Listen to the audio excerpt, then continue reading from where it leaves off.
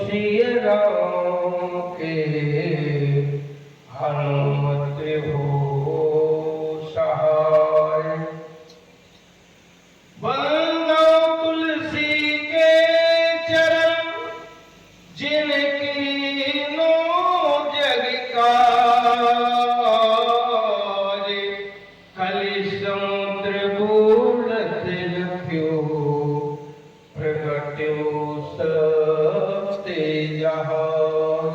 बोली जगत गुरु गोस्वामी तुलसीदास जी महाराज की, शंकर भगवान की। अकारण वर्णालय, अकारण कृपा करने वाली, सर्वव्यापक सर्वत्र जगत नियंता जगदाधार कौशल्या वर्धनंदन भगवान श्री सीताराम जी के युगल चरणों में कोटि कोटि प्रणिपात।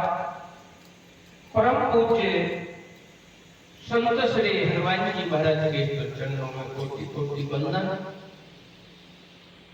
आए हुए नित्य प्रति रोज की भांति सभी हमारे श्रोतागण हम देखते हैं, ये नित्य नियमित श्रोता है। जब से कथा चल रही है, एक आध बार को इधर से उधर हुआ हो, रोज कथा भगवान की पावन कथा को श्रवण कर रहे हैं। धन्य है, भगवान की बड़ी कृपा है। ऐसे समस्त हमारे भक्तजन श्रोतागण सनातन धर्म के लिए समर्पित परम सत्य सम्माननीय देवचंद्र जी गुप्ता और उनके दाम्पत्य जीवन, समस्त परिवार के बाल गोपाल, बेटा अजय और बेटा हर्ष, इस रामचरितमानस में जब से 9 दिन से कथा प्रारंभ हुई है, परम सत्य सम्माननीय मंच का कुशल बहार और पूरा समय बड़ी तन्मयता से, वो बड़े सरल सहज भैया जिनके लिए कोई शब्द ही नहीं है, ऐसे हमारे संचालक के रूप में श्रद्धे सच्चिदानंद जी मिश्रा, जो अपना अमूल्य समय और सबको आहुत करके सम्मान कराना, ये बड़ी गौरव की बात है। अभी हमने उनका समय दे लिया, हमने कहा तो सभी कोई श्रोता है, ऐसा मत लेना हमारी बात को, नहीं समझे कि महाराज ने बीच में, हमने कहा वही श्रोता है, बार बार हो रहा है। अच्छा, और हमारे परम सत्य सम्माननीय भैया विनोद सेठ जी, जगदीश जी, सभी लोग मंच पर विराजमान परम वंदनीय। अभी हम आप लोग मंगलमय कथा को श्रवण कर रहे थे। एक बार चुन कुसुम सुहाए, और जाकर सीता जी का हरण की कथा सुनाई है बेटी शुक्ला, स्वाति शुक्ला जी ने। अर्चनी वंदनी श्रद्धामयी वात्सलमयी कथा में, भक्ति में, श्रद्धा में हमारी समस्त माताएं जो अग्रणी होती हैं, ऐसी माताओं को मैं वंदन करता हूं। और बाल स्वरूप में हमारे बीच में बाल अबोध के रूप में देव उपाध्याय, जो भी प्रयासरत है, बच्चा है, और भगवान उसके ऊपर कृपा करेंगे, कल्याण करेंगे, उसका जीवन मंगलमय होगा। और बीच में कथा भागवत भी आने वाले समय में जब पढ़ेगा तो जरूर है उससे अपनी ऊंचाई को प्राप्त करेगा। बोलिए राजा रामचंद्र महाराज की। आओ हम आप लोग भगवत नाम सभी लोग बड़ी तन्मयता से देखो। कल की कथा का हमारे भैया बता रहे थे, समय पता नहीं आपको है? हाँ, तो कल देखो बता रहे कि भाई धनतेरस है और धनतेरस में बाजार भी चलेगा, तो कल कथा का समय बदल दिया जाएगा। भाई 9 दिन तो पूरी होनी है, तो कल कथा का समय बता रहे हैं। भैया लोग कह रहे थे हमारे दीपचंद जी बड़े सरल है, बोले 8 ही बजे शुरू कर दो सुबह में। अब विचार हमने 8 बजे कौन आ जाएगा, पत्नी बैठेगी बस। इतने सरल है। अब यदि 8 बजे से कॉल आएगा तो कितना समय रहेगा? पूरा समय कथा का सब कुछ बता, कथा के बाद तय कर लिया जाएगा। अभी कथा के लिए हो जाएगा। हाँ 10 बजे से 1 बजे तक हो जाएगा। और क्या करना है? तुम्हें कोई दुकानदारी करना है क्या? देखो जिसको लेना होगा बदलेगा। देखो जिनको जो तुम्हारे लेने देने वाले हैं वैसे भी कथा में मिलते हैं। ध्यान करो, ये वृद्ध बहन कहाँ आए? इनके घर में सब व्यवस्था है, नाती है, पोता है, सब खरीद रहे। इन्हें तो कथा से मतलब है भोजन करो, कथा सुनो, नहीं अपने घर में तुम आराम करो, विचार करो। बोलिए राजा रामचंद्र महाराज की। तो विचार की चहल पहल तो उनके लिए हमारी माताएं तो कल 10 बजे से कथा, तो वैसा सहयोग जैसा मिल जाए आपको, 1 बजे तक कथा होगी, उसके बाद विश्राम हो जाएगा। आओ पहले भगवान का नाम जय श्रवणी बड़ी तल्लता से। जय राम लला जय हो जन के लली, जय हो राम लला जय हो जनक लली, जय हो राम लला जय हो जन के लली, जय हो राम लला जय हो जनक लली, जय हो राम लला जय हो जन के लली, जय हो राम लला जय हो जनक लली, जय जय लक्ष्मण बजरंग बली, जय जय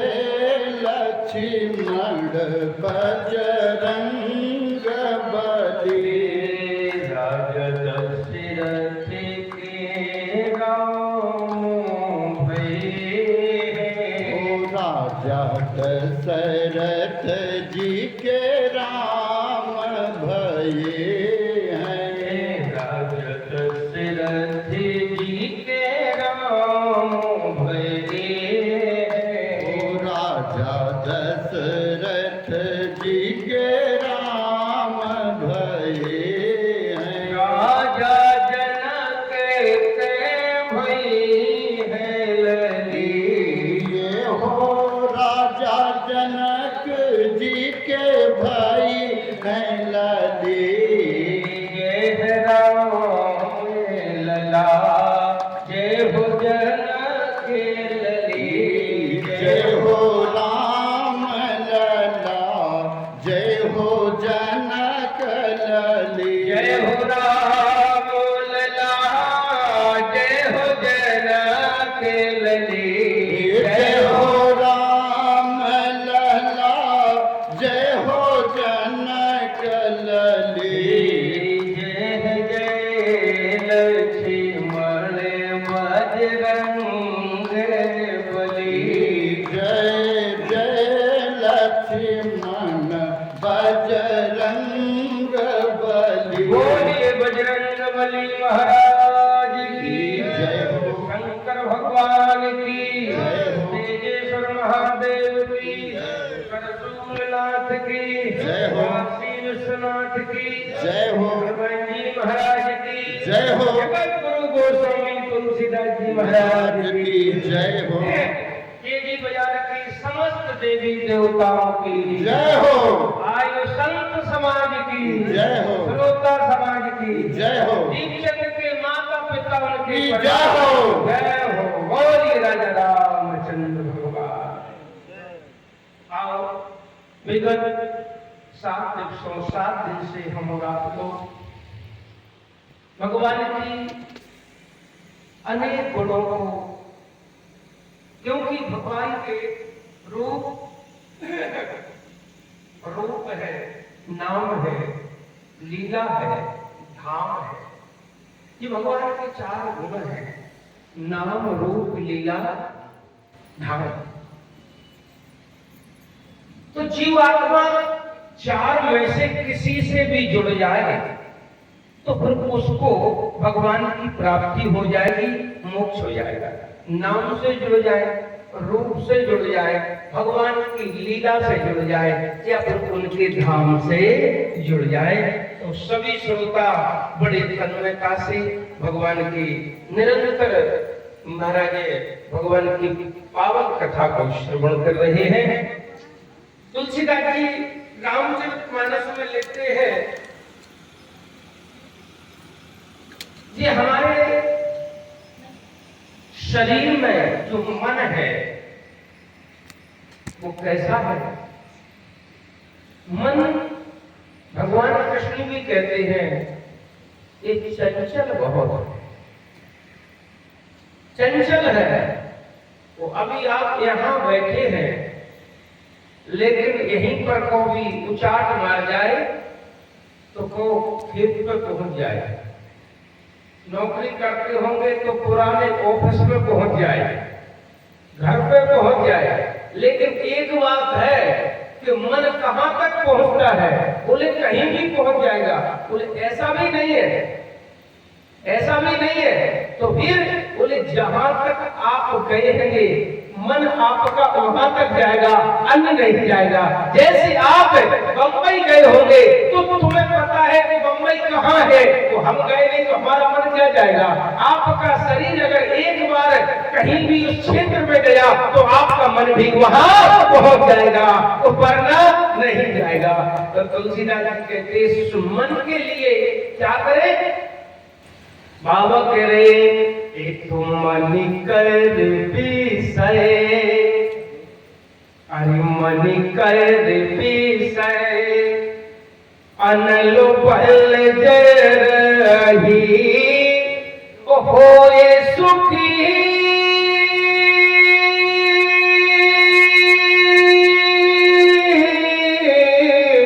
जो यह सरूप रही मन कर विषय। अरे मन करो विषय, विचार कर लेना। विषय अनल बन रही, मन रूपी हाथी विषय रूपी संसार में घूम रहा है। मन रूपी हाथी विषय रूपी संसार में घूम रहा है। मन कर विषय अनल बन रही, चाहे समझो कि मन रूपी हाथी विषय रूपी संसार में आज वो जल रहा है लेकिन उसको कहीं सहारा नहीं मिल रहा है। अब आप देखें जैसे जंगल में कहीं आग लगती है, वो जंगल में हाथियों के झुंड रहा करते हैं। वो अगर कहीं जंगल में चारों तरफ से आग लग गई, अब हाथी क्या जाए, कहाँ जाए। अगर कहीं अग्नि के मतलब अग्नि को पार करके निकलते हैं तो जल जाएंगे। तो होता क्या है कि उसी जंगल में अगर कोई सरोवर होगा, तालाब होगा, तो हाथी सब तालाब के करीब पहुंच जाएंगे या तालाब में प्रवेश कर जाएंगे तो वो अग्नि से बच जाएंगे बंधुओं। ऐसे ही संसार क्या है, बोले ये मन रूपी, ये हमारे शरीर में ये मन रूपी हाथी ये विषय रूपी आग में जल रहा है। विषय क्या है जानते हो। तुलसीदास जी लिख रहे, अरे विषय करने सुरे जीवे सचेता, सकल एक सचेता। विषय करने सोरे जीवो समेता, सकल एक। ये विषय कितने होते, बोले 6 5 रस रूप शब्द स्पर्श गंध। ये 5 कितने होते विषय, ये 5 विषय होते हैं। अच्छा तुलसीदास जी लिख रहे किस किस के विषय है कि अली पतंग, थोड़ा गहरी कथा हो रही है, अध्यात्म की बात है। अली पतंग मृग मीन गज जरते कई आज, तुलसी बेके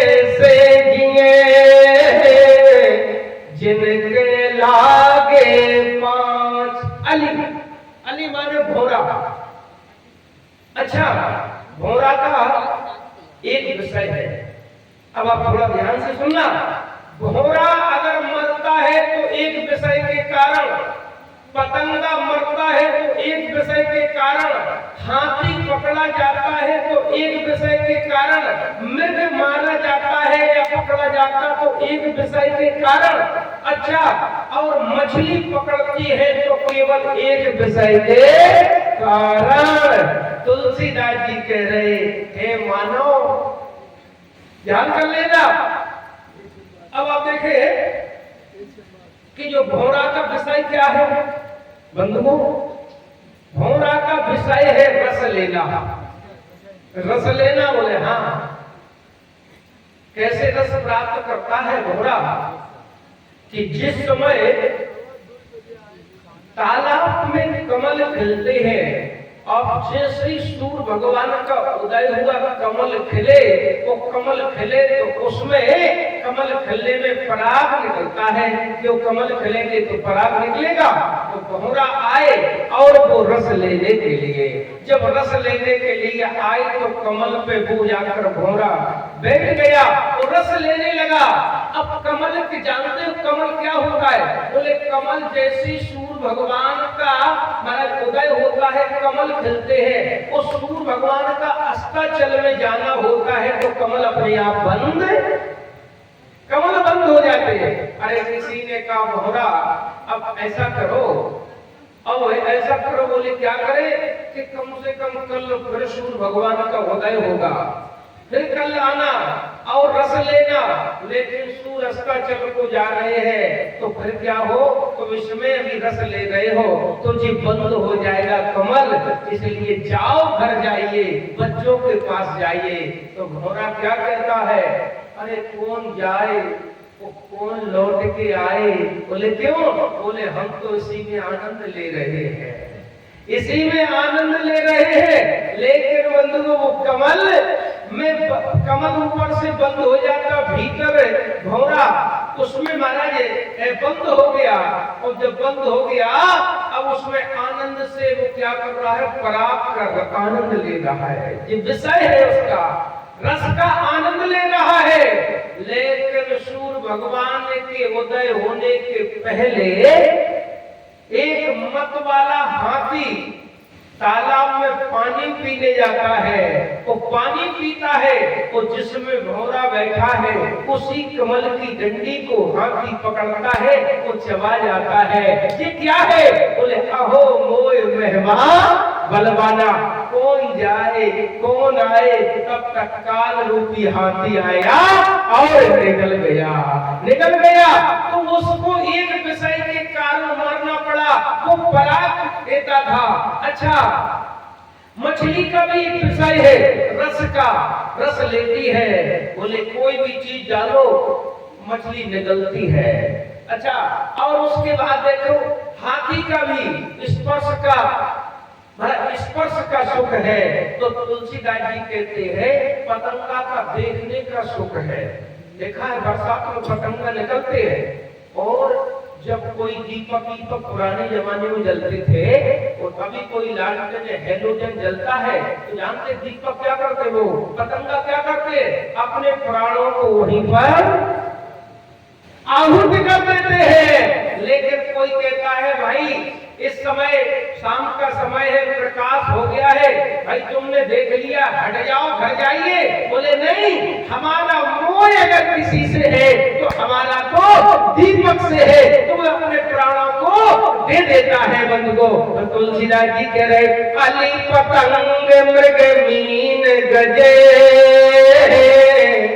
बोले जलते एक ही आँच। आँच मतलब एक विषय के कारण। ये पांच लोग हैं, अली पतंग मृग मीन गज, जलते कई आँच, तुलसी बेटे से जिए।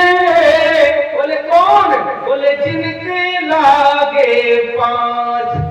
हम और आप लोगों के पांच विषय लगे हैं। तो तुलसीदास जी कहते हैं मानो जब एक पतंगा मर जाता एक विषय के कारण, हाथी पकड़ा जाता एक विषय के कारण, घोड़ा मर जाता है एक विषय के कारण, लेकिन तुम्हारा क्या होगा? तुम्हारे तो 5 लगे हैं। 5 कौन है? विषय कर सुर जीव समेता वो सकल एक सचेता।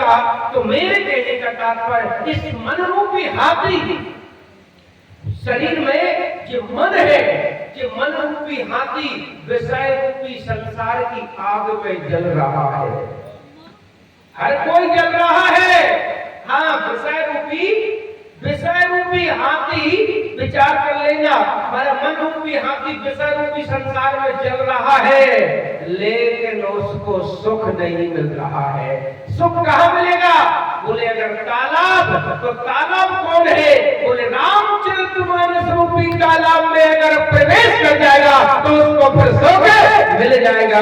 इसलिए बंधुओं, ये कथा निरंतर रामचरितमानस की, ये तालाब भी है, सरता भी है, हुआ भी है। तुलसीदास जी कह रहे जे गावे यह चरित सम्हारे, तो है क्या? बोलते ये ताल चतुर, तालाब, ताल भी कहते हैं, तालाब को कहते हैं। तो आओ, बड़ी सुंदर कथा और आप लोग श्रवण कर रहे थे बंधुओं। रामचरितमानस में माताओं बड़ी शांति से बैठो। हाँ, भगवान की मंगलमयी कथा चल रही है। तो आओ, आपने देखा कि भगवती सीता जी को आज रक्षा करने वाला कौन है? ये माता जी शांति से बैठो। अच्छा नहीं लगता समाज में बात वगैरह करती हो? बोलिए राजा रामचंद्र महाराज की। हाँ, और लोगों को भी नहीं सुनने दे रहे। सब लोग हम देख रहे हैं कि माताएं पहली बार हमको ऐसी मिली है कि जो बिल्कुल बात नहीं कर रहे, लेकिन जिस बीच में माता जी कर रहे हैं बिल्कुल बात नहीं करना। हाँ, हम देख रहे हैं बिल्कुल इतनी माताएं बड़ी शांति से सुन रही है। ये पहली सभा हमने देखी है। आप भी बंद हो, ये बंद हो, बिल्कुल बात ना करो। अगर बात करना है तो रिश्तेदारी हो, उधर बैठ जाओ जल्दी। बोलिए राजा रामचंद्र महाराज की। हाँ, इधर बैठो, सामने इधर बगल में, सामने इधर बैठो। श्री राम जय राम, जय जय राम बोलो। राम जय राम, जय जय राम। हम श्री राम जय राम, जय जय राम। यहाँ बैठो। मुझे भरोसा तेरा राम, मुझे भरोसा तेरा राम। हम श्री राम जय राम, जय जय राम। श्री राम जय राम, जय जय राम। अभी आपने मीडिया के द्वारा महाभारत की कथा सुनी। देखो, दो बुजुर्ग हैं, एक महाभारत में बुजुर्ग है और एक रामचरितमानस में बुजुर्ग है। एक रामचरितमानस में बुजुर्ग है और एक महाभारत में बुजुर्ग है। लेकिन आप देख लेना कि महाभारत के बुजुर्ग को 6 महीने, ठीक है, आप इधर देखो, हम 6 महीने तक इंतजार करना पड़ा कि बोले उत्तरायण सूर्य लगेंगे, हमें इच्छा मृत्यु का वरदान है, तब हम अपने प्राणों का परित्याग करेंगे। विचार कर लेना। और 6 महीने तक बाणों की सरसैया पे लेटे रहे। 6 महीने तक। ये कौन थे? बोले कि महाभारत के बुजुर्ग थे, बुढ़े थे। और रामचरितमानस के, बोले रामचरितमानस के महाराज एक बुजुर्ग है। कौन है? तुलसीदास जी लिख रहे, बोले जाना जरठ है। जरठ माने बुजुर्ग, बुढ़े। अरे जाना जरठ जटायु ये मम करती रहते छाड़ से दे बुजुर्ग, बुड्ढे, मेरे कर रूपी तीर्थों से मरना चाहते हो? दशाग्री दशानन फटकार लगाता है। किसको? बोले एक रामचरितमानस के बुड्ढे को। लेकिन ध्यान कर लेना, रामचरितमानस के बुजुर्ग के सामने एक नारी अबला का आज हरण होता है और महाभारत के एक बुजुर्ग के सामने भरी सभा में द्रौपदी को निर्वस्त्र किया जाता है। लेकिन महाभारत के बुजुर्ग अपने देखते हैं अन्य अत्याचार को तो अपने सिर को नीचे कर लेते हैं। लेकिन रामचरितमानस का बुजुर्ग जिस समय देखता है चंद्रपति रावण भगवती सीता जी को लेके जा रहा था, क्या कहा? रे दोस्त, महाराज जिसके चलने से पृथ्वी कांपती हो, ऐसे दशग्री दशानन से कोई आकाश में देवता बैठे बोल नहीं रहे। महाराज पृथ्वी पर और बैठे बोले सुग्रीव जैसे वीर, हनुमान जैसे वीर, अंगद जैसे वीर, लेकिन कोई नहीं बोल रहा है।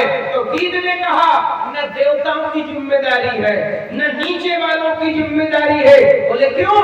बोले रावण सीता जी को कहां से ले जा रहा है? बोले आकाश मार्ग से। तो आकाश में कौन होता है? बोले आकाश में मैं होता हूँ, इसलिए मेरी जिम्मेदारी है, मेरी जिम्मेदारी है। क्या कहा? बोले रे दोस्त। रावण बोला हमसे दुष्ट कहने वाला कौन है? रावण ने कभी दुष्ट शब्द कोई कह सकता था? अरे रे दोस्त एक भाल के होई और मेरे भाई चले जब देखा, अरे तुलसीदास जी कहते हैं रावण ने मुड़ के देखा, अरे जावला जगते जटायु ये मम करती रहते छाड़ से दे। दशानन आज महाराज दशानन भगवती सीता जी को लेके जा रहे थे। सीता जी कर कुंदन कर रही है। लेकिन उसी समय बंधुओं, अगर तुम्हारे घर में कोई चोर आ जाए वो पड़ोसी कह दे तुम चिंता मत करो मैं आ रहा हूँ, तो तुम्हारा दुगना बल हो जाएगा। तो उसी समय सीता जी को रावण लेके जा रहा था। लेकिन जटायु ने कहा बेटी चिंता मत करो, बेटी एक मांस खाने वाले पक्षी ने आज एक सीता जी से नाता जोड़ा। तो बेटी कहा, बोले बेटी चिंता मत करो मैं आ रहा हूँ। क्या कहा? बोले सीते पुत्री अरे कलश जलता तो करी हो जा तू, अरे धान कुलना सीते पुत्री। जैसे कहा बेटी चिंता मत करो मैं आ रहा हूँ। बंधुओं उसी समय आज गीत जिस समय रावण के पास आया तो क्या किया? चोंच से मार विदास देही तो दंड एक क्षण मूर्छा। आज रावण गिर गया, रावण गिर गया। उसके बाद जटायु ने भगवती सीता जी को कहा बेटी चलो हमारे साथ में चलो। तो सीता जी को जाकर गुफा में छोड़ के आया, सीता जी को लेके गुफा में छोड़ के आया। लेकिन एक मांस खाने वाला पक्षी आज जटायु गीत दिखाई नहीं दे रहे। कहाँ चले गए भैया प्रधान जी? ये पक्षी कहाँ विलुप्त हो गए हैं? कहाँ गए हैं भैया सच्चिदानंद जी? क्या करते थे? बोले जी हमारे पर्यावरण को शुद्ध करते थे। आज हमें ये बच्चों से पूछो कि इन्होंने देखा है, तुमने देखा? गीत नहीं देखा होगा, गीत नहीं देखा है। गीत क्या करते थे?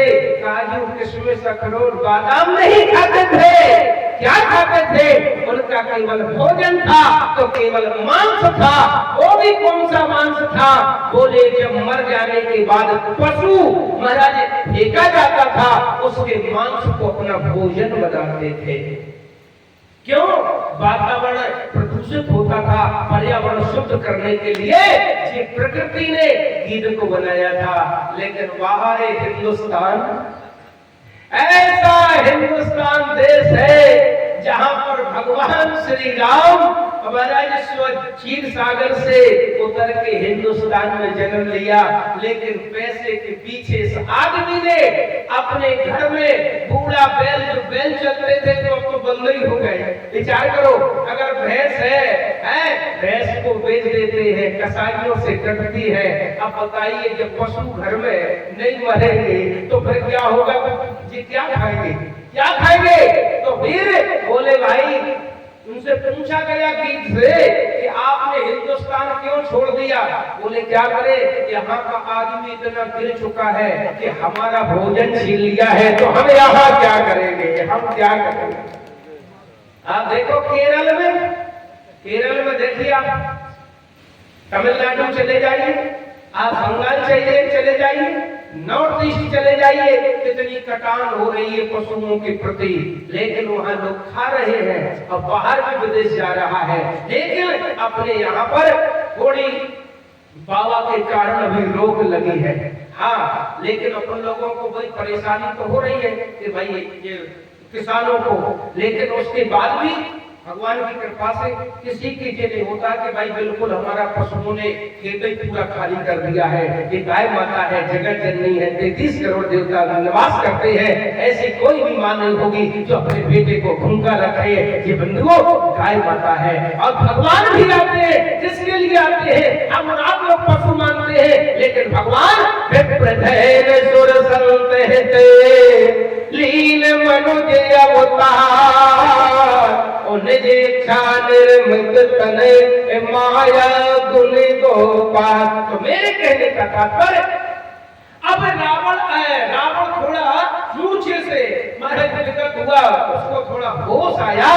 अब जैसे ही होश आया तो गीध बैठा रहा, गीध भागा नहीं, गीध बैठा रहा।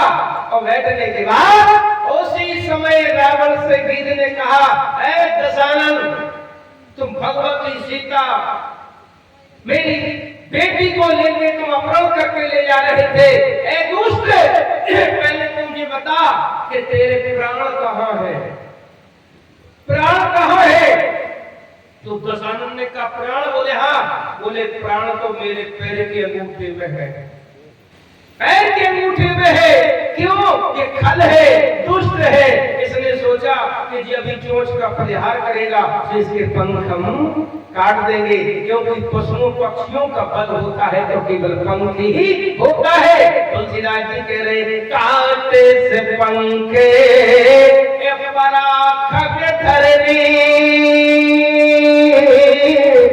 सुमिर राम की अद्भुत करने।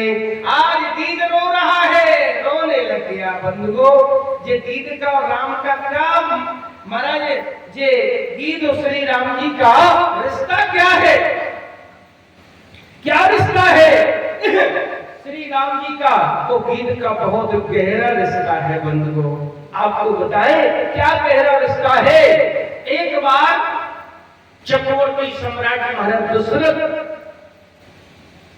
शनि लोक में गए, शनि से युद्ध करने के लिए सारथी और स्वर्ग जाते थे। सुरपति बसे बाहुबल जाके, नरपति शकल रहे रुक्ता के। चक्रवर्ती सम्राट महाराज दशरथ जी के लिए कोई रोक टोक नहीं थी, वो कहीं भी चले जाते थे सदे। जबकि मरने के बाद व्यक्ति जाता है स्वर्ग, लेकिन दशरथ जी चले जाते थे तो शनि देव से, और शनि देव महाराज ऐसे हैं कि शनि की दृष्टि हर समय कहाँ रहती? बंधुओं, शनि की दृष्टि हर समय नीचे रहती है। और भारत में शनि के केवल 3 ही प्रसिद्ध मंदिर है पूरे भारत के अंदर। शनि की कोई भी प्रतिष्ठा नहीं करवाता है, वो जिस क्षेत्र में करवाता है तो अमंगल होता है। अब लोग करवाने लगे हर जगह, आप जानते होंगे। एक तो महाराज महाराष्ट्र में नासिक के पास शाही सिंगापुर, वहां शनि देव का मंदिर है, खुले में है। और एक आप मुरैना के पास बानमोर मुरैना और ग्वालियर के बीच में शनिदेव का मंदिर है। और एक छातापुर मथुरा के पास में जब वृंदावन जाते हैं और वृंदावन से जब बरसाने के लिए और आगे जाओ वहां पर है। तो भारत के अंदर 3 ही प्रसिद्ध है। तो शनिदेव महाराज से दशरथ जी के पता नहीं कुछ वाद विवाद हो गया, तो दशरथ जी ने सोचा कि चलो हम उनसे युद्ध करेंगे। उस शनि की अगर कहीं ऐसे देख लिया तो वहीं पर व्यक्ति भस्म हो जाता था। शनि की ऐसी तीव्र दृष्टि होती है। दशरथ जी गए, शनि को ललकारा शनिदेव से लड़ने के लिए, और शनिदेव महाराज जैसे ही आए और शनिदेव ने देखा तो दशरथ जी का अपनी कोप क्रोध की दृष्टि से देखा, और देखने से दशरथ जी का जो सारथी था वो महाराज नीचे गिर गया स्वर्ग से, वहां शनि लोक से, और रथ जल गया। दशरथ जी भी ऊपर आकाश मार्ग से जमीन पे आ रहे थे, और जब देखा गीद आकाश में उड़ रहा था। जटायु इसका नाम था। कहाँ रहता था? बोले गीधराज से भेंट भई, तुलसीदास जी लिख रहे हैं, गीधराज से भेंट भई बहुत प्रीत दिलाए। कहाँ रहते? गोदावरी निकट प्रभु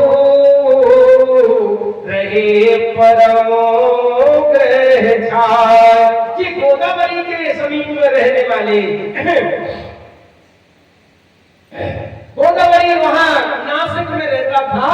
अब उसके बाद दशरथ जी आ रहे थे आकाश मार्ग पे, तो जटायु ने देखा कि ये कोई व्यक्ति ऊपर से आ रहा है, जमीन पे गिरेगा, प्राणांत हो जाएगा, क्या करें? तो उसी समय अपने पंखों पे ले लिया। पंखों को जब ले लिया तो लेने के बाद सकुशल जमीन को उतारा। उतारने के बाद दशरथ जी ने कहा, मैं तो शनि लोक में युद्ध करने गया था, वहां से यहाँ कैसे आया? पता नहीं क्या हो गया। बोले अच्छा, शनि की दृष्टि के द्वारा मेरे साथ ही मारा गया, रथ जल गया, मैं बचा था। तो आप आकाश मार्ग से आ रहे थे, जटायु ने कहा, तो मैंने आपको पंखों पे ले लिया। अच्छा, पंखों पे ले लिया। दशरथ जी प्रसन्न हो गए, तुमने मुझे प्राण जीवन दिया है, अगर तुम मुझे आकाश मार्ग में कई पंखों पे नहीं लेते तो फिर मेरी प्राणांत हो जाता। लेकिन मैं तुम्हारी इस सेवा से, तुम्हारे इस कर्तव्य से तुमने जो परोपकार किया है, हम बहुत खुश हैं। अब ऐसा करो कि हमसे कोई वरदान मांगो। उस समय दशरथ जी के एक भी बंधु पुत्र नहीं था। बोले आप देंगे? बोले बिल्कुल देंगे। तो उन्होंने कहा अगर देना चाहते हो तो अपना बड़ा पुत्र हमें दे देगा। दशरथ जी ने सोचा पुत्र ही नहीं है, तो जब पुत्र नहीं है तो खूब झूठी बोल दो, हाँ बिल्कुल दे देंगे। अरे बोले दे देंगे, दे दे। बोले महाराज उस समय मना मत करना, नहीं मना नहीं करेंगे, बिल्कुल दे देंगे। दशरथ जी के एक भी पुत्र नहीं था। बंधुओं, उसके बाद क्या होता है? अब दशरथ जी अपने अयोध्या आ गए और वो गिद्ध चला गया। अब कुछ समय बाद जब श्री राम जी का जन्म हुआ, वो जन्म होने के बाद महाराज उसी समय दशरथ जी ने गीध को बुलाया। वो गीध को बुलाने के बाद श्री राम जी पालने में पड़े थे। कहा, ए गीध, बोले क्या है? बोले हमने जो तुमसे वादा किया था, जो वचन दिया था, वो वचन पूरा हो गया है। अब तुम अपने पुत्र को ले जाओ, ये मेरा बड़ा पुत्र राम है, इसको तुम ले जाओ। जैसे कहा तो गीध ने चारों तरफ श्री राम जी पालने में लेटे थे, अपनी चुंचुका से श्री राम जी के महाराज आज कपोलों को, हाथों को और पैरों को चारों तरफ स्पर्श किया, चुंबन किया। और स्पर्श करने के बाद आज गीध प्रसन्न हो गया। दशरथ जी से कहा, दशरथ जी बोले क्या है? बस मैंने स्वीकार कर लिया, जो आपने वचन दिया था वो वचन आपका पूरा हो गया। लेकिन मैं तो जंगल में रह रहा हूँ, वहाँ हिंसक जानवर है, बस तुम इतना और करो कि जब तक राम प्रौढ़ न हो जाए, राम बड़े न हो जाए, तब तक तुम इनका लालन पालन करते रहो, बस उसके बाद हम ले लेंगे। लेकिन तुलसीदास जी कहते विश्वामित्र दशरथ जी के पास आए तो दशरथ जी क्या कहते हैं? बोले सब सोत प्रिय मोहे प्राणे की नाहि, बोले जे राम देते नहीं बने गोसाई। हमारे पुत्र तो सबसे प्रिय सब है, लेकिन इनको नहीं दे सकते हैं। बोले क्यों? बोले ये दूसरे की अमानत है, इनको देने का मेरा अधिकार नहीं है। दशरथ जी मना करते हैं। तुलसीदास जी कह रहे हैं, अब आप यहाँ पर देखें गीत के प्रसंग पर, गीत के प्रसंग पर पितु की अंत क्रिया करने को, दशरथ जी की अंत्येष्टि क्रिया किसको करना चाहिए थी? दशरथ जी की अंत्येष्टि क्रिया किसको करना चाहिए थी? राम जी को। है पितु की अंत क्रिया करने को बड़ो पुत्र अधिकारी को सो पितु की क्रिया भरत को छोड़ी, तो प्रभु ने खग की क्रिया संभाली। अब जैसे गीत पड़ा था और उस राम राम राम राम कह रहे थे, तुलसीदास जी लिख रहे, बोले आगे परा गीत पति देखा, सुमिरत राम चरण जिन रेखा। कौन रेखा? जिनका मतलब बोले जो पालने में हमने आपकी रेखाओं का दर्शन किया था। हे राम, अगर कहीं वो मेरा बेटा आज मेरे सामने होता तो फिर जब मेरे पंखे राम नहीं काट सकता था। आज मैं उन चरणों की रेखाओं का, उन चरणों को हम ध्यान कर रहे हैं। तुलसीदास जी कह रहे, बोले आगे परा गीत पति देखा, ओ सुमिरत राम चरण जिन रेखा। राम जी बोले, लक्ष्मण हाँ भैया, ये जंगल में आवाज आ रही है। हाँ भैया, मुझको भी एहसास हो रहा है। कौन है, क्या है? बोले लग तो ऐसा रहा है कि जैसे आपका नाम कोई भक्त पुकार रहा हो। आपका नाम तुलसीदास जी कहते हैं, जैसे महाराज आज श्री राम जी पहुंचे और देखा, आहा गीत के पंखे कटे हैं, दूसरे हो गए, पंखे कट गए। राम जी ने उसको आज उठा के, तो तुलसीदास जी कहते हैं श्री राम जी ने उठाया। अब क्या कर रहे श्री राम जी कि उसके पंख कट गए, धूल लग रही है। बारे बारे अरे समालक पंखे, जटायु की धूल जटायन से झारी, जटायु की धूल जटायन से झारी। जटायु स्वामी रामभद्राचार्य कहते हैं, बोले इनका नाम क्या है? बोले जटायु। जटायु बोले हाँ। बोले आयु कहाँ है? बोले जिनकी आयु जटाओं में हो वही तो जटायु है। श्री राम जी की जटायु में इसकी आयु है, इसलिए इसका नाम जटायु है। आज श्री राम जी ने लिया और लेने के बाद आज अपनी बड़ी बड़ी जटाओं से क्या कर रहे हैं? बोले बड़ी बड़ी जटाओं से धूल हटा रहे। राम जी गोद में लेटाए और कह रहे हैं, हे तात, आपकी आज बड़ी दुर्गति हो गई। जी दुर्गति हो गई। गीत ने कहा नहीं नहीं सरकार, ये दुर्गति नहीं है। तो फिर बोले नाथ दसाल यही गत की।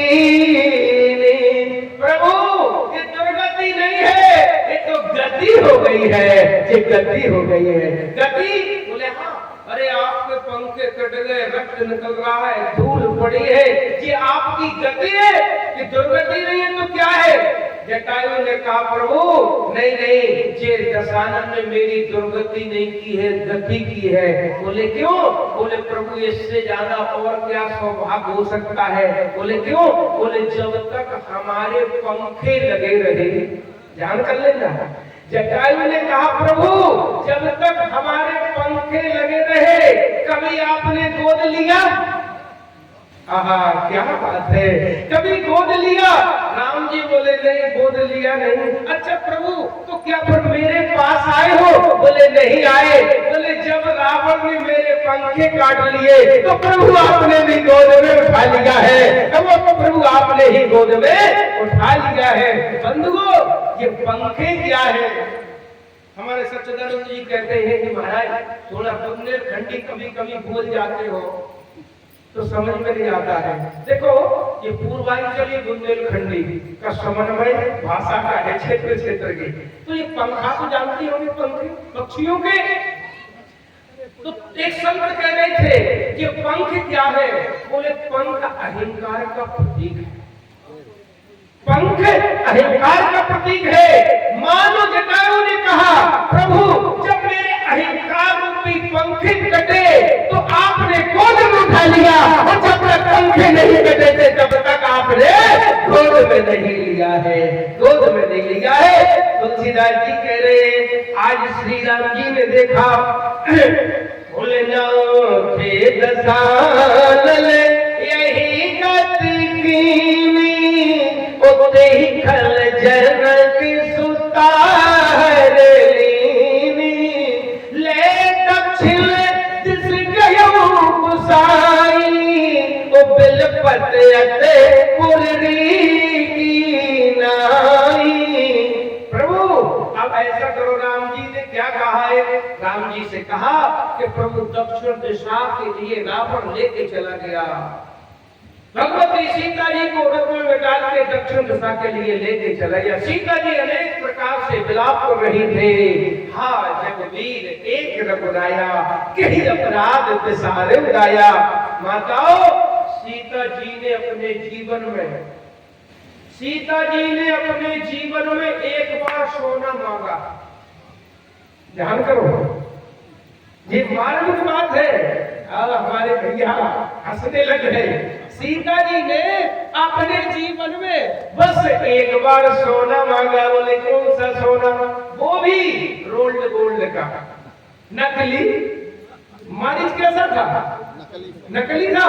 सीता जी क्या कह रही है? सुनो देखो रघुवीर कृपाला, यही मृग करे अति सुंदर छाला, चाहते संधे प्रभु पति कर ली, आनो चरमो कहतु बेदेही।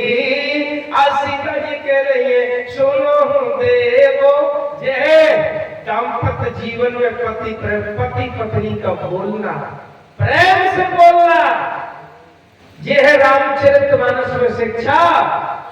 ये बगल में काय सो रहे हैं, कम से कम सुने, ये बोलना सीखे कैसे बोला जाता पति से। हाँ, मीठी भाषा में सीता जी बोल रही है। क्या बोल रही है? प्रभु बोले, हाँ सुनो देवो, देवता देवता दाम्पत्य जीवन का यही होना चाहिए। अब तुम कहो कि महाराज हम देवता बन जाए तो वे राक्षस बने रहे तो काम चलेगा? काम चलेगा? ऐसा नहीं है।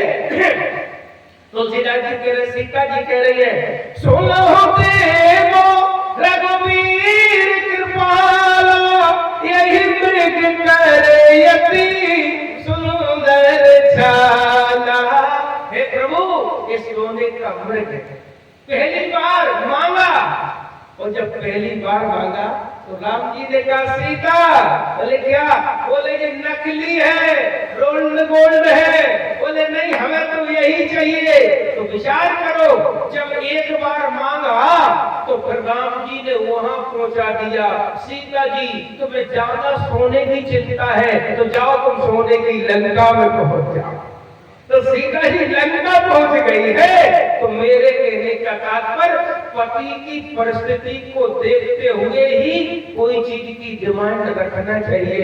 नहीं तुम तो कहो जबरदस्ती हमको ये चाहिए, ये नहीं चाहिए। आओ आगे जा रहे हैं। तुलसीदास जी कहते हैं, राम जी की आंखों में आंसू आ गए, रोने लगे। राम जी ने कहा, तुलसीदास जी कह रहे, चल भरो नयन कहाई रघुराई,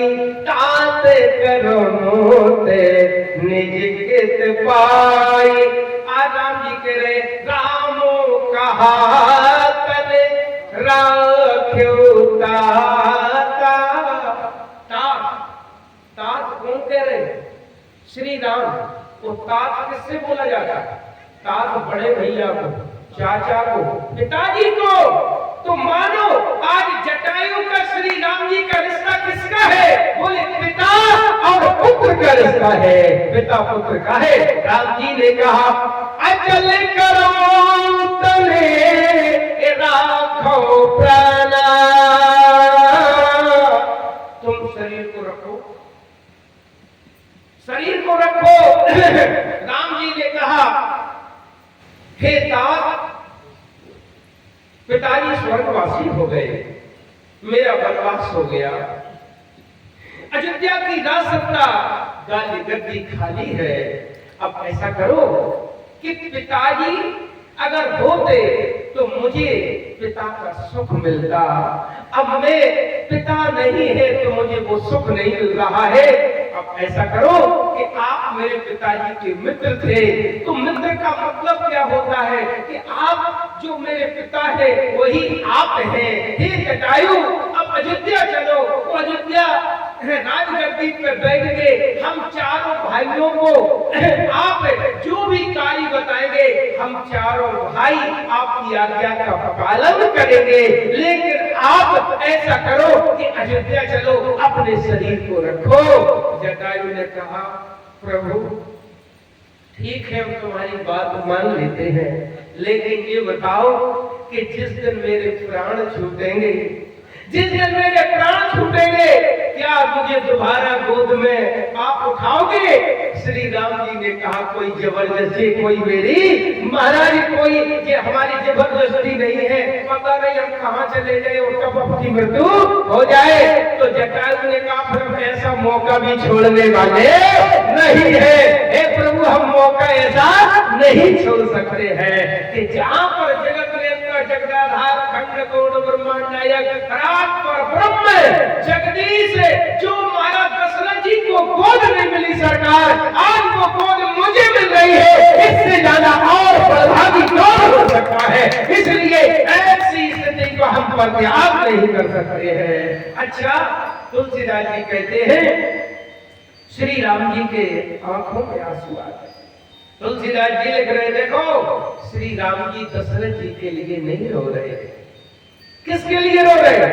जलो भरो नयले कहे रघुराई, उताते करो तेरे निज गत पाई। राम जी के आंखों से आंसू आ रहे हैं। आंसू दो प्रकार के होते हैं, एक तो महाराज नमकीन होते हैं और एक मीठे होते हैं। नमकीन आंसू कौन होते हैं कि जब किसी के दुख में निकले तो वो नमकीन होते हैं, वो जो खुशी के आंसू निकलते हैं तो बताते वो मीठे होते हैं। आज राम जी उसको जटायु को गोद में रखे हैं, उसके पंख कटे हैं और राम जी की आंखों में आंसू आ रहे। श्री राम जी ने सोचा आंखों से आंसू अगर निकल के कहीं इसके महाराज जटायु के अगर कटे हुए पंखों पे गिर जाएंगे तो फिर ये महाराज नमक का काम करेंगे। तो राम जी ने अपने आंसुओं को, तुलसीदास जी कहते जल भर नयन, केवल राम जी के नेत्रों में आंसू भरे रहे, बाहर नहीं निकलने दिया, बाहर नहीं निकलने दिया। उसके बाद आज गीध से कहा, हे गीध, बोले क्या कि आप ऐसा करो, तन तजताते जाओ मम धामा, तन तजताते जाओ मम धामा। आज मेरे धाम जाओ। आहा बंधुओं, हम और आप लोग बढ़िया बैठे हैं, पता नहीं कि कौन नरक मिले, कहाँ मरे, कहाँ बरे, विचार करो। लेकिन 9 दिन से कथा तो भगवान की सुन रहे हैं, लेकिन ध्यान करो, बंधु तुलसीदास जी कहते हैं कि आज जब जटायु जाने लगा तो जटायु से भगवान ने कहा कि गीत दे, ऐसा करो अब मेरे धाम जाइए। बोले आपके धाम? बोले हाँ। बोले जहाँ संत सब जाए, जहाँ पर विमलात्मा जीवन भर तपस्या करते भजन करते हैं, उनके लिए विमान आता है, वो मेरे परम धाम के लिए सुधारते हैं। लेकिन तुम तुम भी मेरे परम धाम के लिए जाओ। गीध बोला सरकार जब वहां हम जाएंगे तो आपके पार्षद कहेंगे ये मृत लोक का अधम पक्षी कहां से आ गया है, तो हमें धक्का दे देंगे, वहां से हमें भगा देंगे। राम जी बोले चिंता मत करो। बोले क्यों? बोले हम तुम्हें अपना रूप दे रहे हैं, हम तुम्हें अपना रूप दे रहे। बदलो नारद जी भगवान के पास गए, क्या बोले कि आपन रूप दे हो प्रभु मोहि, आन भात नहीं पावोहि।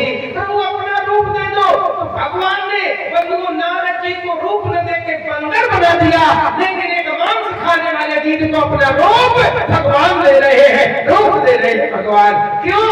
भगवान को चिंता होती है जब योगी अगर भोग के लिए बंधु अगर रूप मांगेगा तो हम बंदर बना देंगे, लेकिन एक परम धाम जा रहा है मांस खाने वाला गीध, तो हम इसको अपना रूप दे रहे। तुलसीदास जी कह रहे आज गीध ने क्या किया है, तन तजताते जाओ मम धाम, गीध दे तजे धर हर रूपा,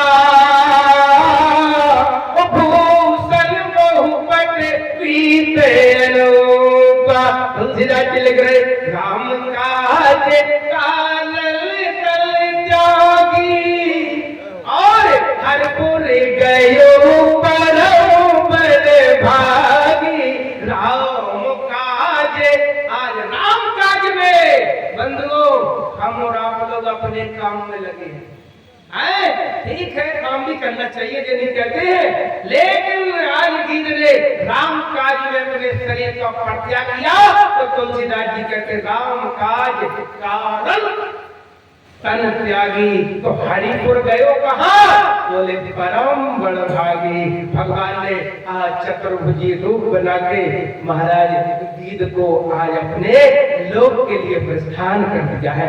और ये श्री सीताराम जी महाराज की ये है भगवान की लीला। एक अधम पक्षी, लोग तो कहते हैं कि भगवान बंधुओं, हम तो कहते हैं इंसान की छोड़ो, भगवान तो अधम पक्षी को भी अपना पिता बना लेते हैं। क्या करो?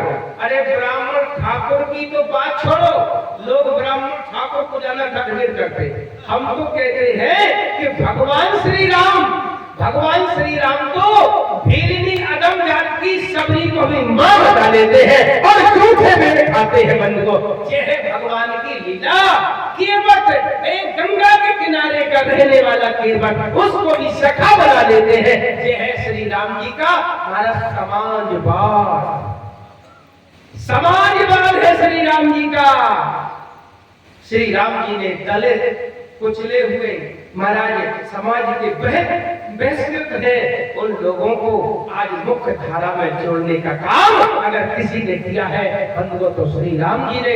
आज सबसे बड़े लोग अपने अपने जात के हितैषी बन रहे हैं, लेकिन बंधुओं ध्यान करना ये केवल बैंक बोर्ड के लिए कर रहे और कुछ नहीं है। लेकिन सबसे बड़ा अगर कोई दलितों का उद्धार करने वाले थे तो परमात्मा श्री राम है बंधुओं, उन्होंने किया था उस समय।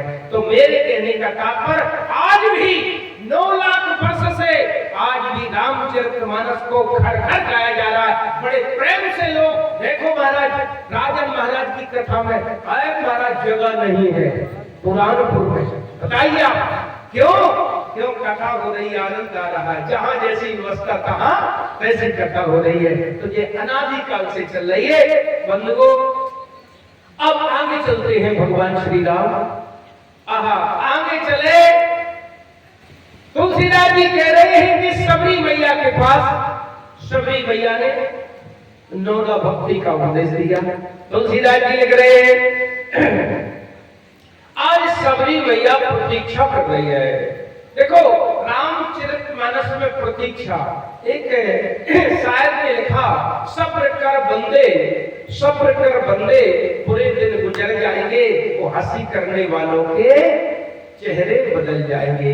सबरी मैया ने प्रतीक्षा की है, वो प्रतीक्षा का फल बहुत मीठा होता है। सबरी मैया देख रही है कि मेरे घर मेरे राम कब आएंगे, मेरे घर राम कब आएंगे।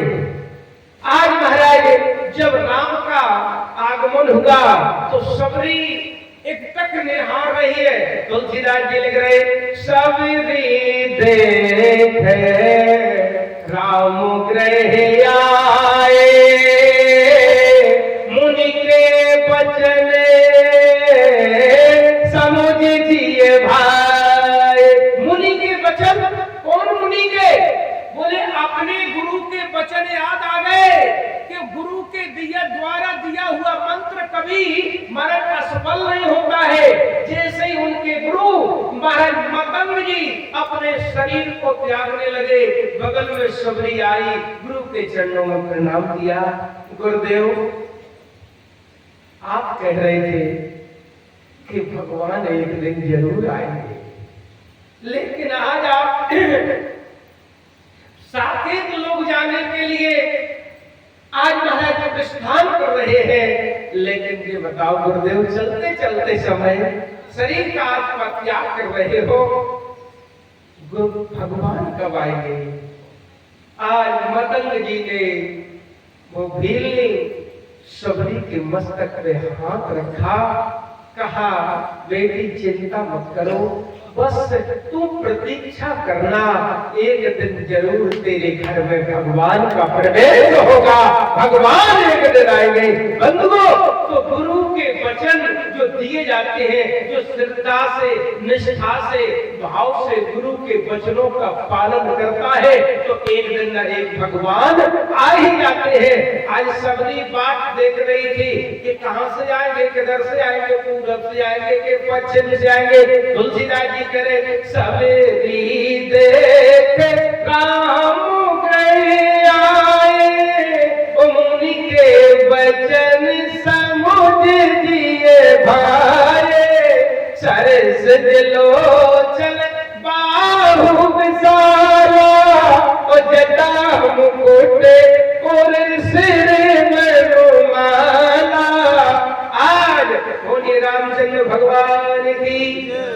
हमारे बीच में परम श्रद्धेय सम्मानी जो आपके गैली खोत्र में महाराज कथा कहने का अवसर मिला था, दोनों जी हमारे सम्मान्य श्री सच्चिदानंद जी ने वहाँ बुलाया था, तो आपके घर में मिश्रा जी, कृष्णकांत मिश्रा जी कोटेदार के यहाँ निवास था, बड़ी अच्छी सेवा की थी, हमारे बीच में आए।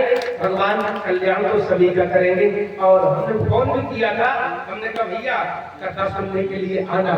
और कल हम अपने भैया सम्मान्य श्री विनोद सेठ के यहाँ निमंत्रण के लिए, अब भाई प्रेम है, जैसे हम कहते हैं कि थोड़ा हम ये सारी चीजें से बचते हैं, क्योंकि थोड़ी डॉक्टर ने कहा कि आपको ये चिकनाई दूर रहना, तो हमने कहा सादा ही चलता है, न घी न दूध न कुछ नहीं।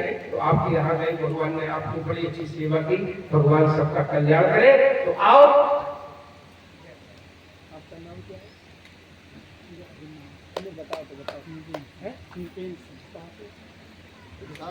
हाँ, देखो हमारे बीच में परम सम्माननीय श्री निर्पिन सिंह जी विशालपुर से एक अधिकारी भी थे, तो पैरों से थोड़े वो भी आते थे, आने के लिए बोल रहे थे। देखो क्या नाम उनका? हाँ, सम्माननीय श्री शालिग्राम जी।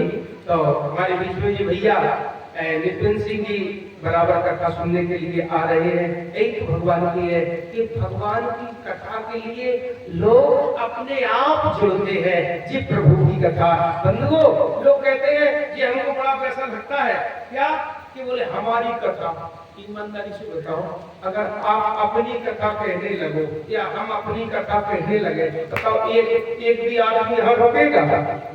अरे हमारी कथा वहां हो रही, हमारी कथा वहां हो रही। अरे भैया, तुम्हारी कथा नहीं हो रही, भगवान की हो रही, तुम्हारी वाणी से हो रही है। आज इतने लोगों को अहंकार बोले हमारी कथा हो रही है, हमारी कथा हो रही है, तो प्रदर्शन कम होना चाहिए।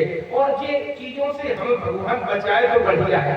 हम तो बस सादा सिंपल है, जैसा प्रभु चाहे। बोलिए राजा रामचंद्र भगवान की। आओ कहां पर कथा चल रही थी? कहां चल रही थी? हाँ, शबरी मैया की। जब शबरी मैया की कथा चल रही थी, तुलसीदास जी कह रहे हैं शबरी मैया ने देखा, शबरी देख राम गले आए। आज तुलसीदास जी लिखते हैं शबरी ने तुरंत वहां उसी समय कंद मूल फल सुरस हसी दिए राम को। पहले तो शबरी मैया ने बैठाला और बैठाने के बाद आओ प्रभु बैठो बैठो, प्रभु को वहां पर चटाई डाल दी, लक्ष्मण जी राम जी बैठे। अब शबरी मैया यहाँ पर क्या कर रही है? तुलसीदास जी कह रहे हैं सादर चले ले, आहा सादर चले ले चरण पखारे, पुल सुंदर आसनो बैठा रे। पूरी रामचरितमानस में ये भैया आपके पीछे हैं, बिल्कुल ऐसे सोई रहे जब से देख रहे हैं। गजा रात में ज्यादा जागरण करोगा। यही बैठे दादा बोलिए राजा रामचंद्र भगवान की। अब ये कथाओं में आए, इनको निद्रा देवी परेशान कर रही है। अब बताओ क्या किया जाए? यह तो हमें दिखाई देता है कि कथा में रुचि नहीं है, जबरदस्ती पत्नी ने घर करने का यो चलेगा हो।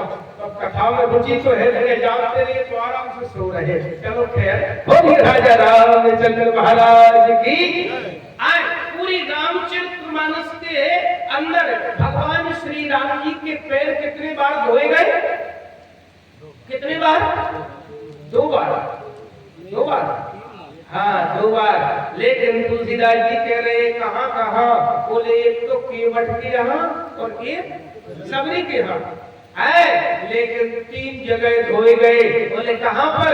एक तुम्हारा जनकपुर में और एक केवट के यहाँ और एक शबरी के यहाँ। लेकिन तुलसीदास जी कह रहे हैं निज कर मुँह देते राहु रानी धरे राम के आगे आनी।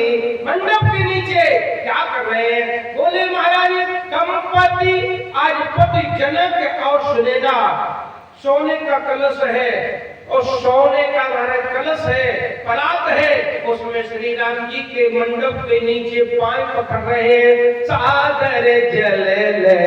वहां तो महाराज जनक जी सुनैना पखार रही है, सोने की परात है। परात जानते होंगे?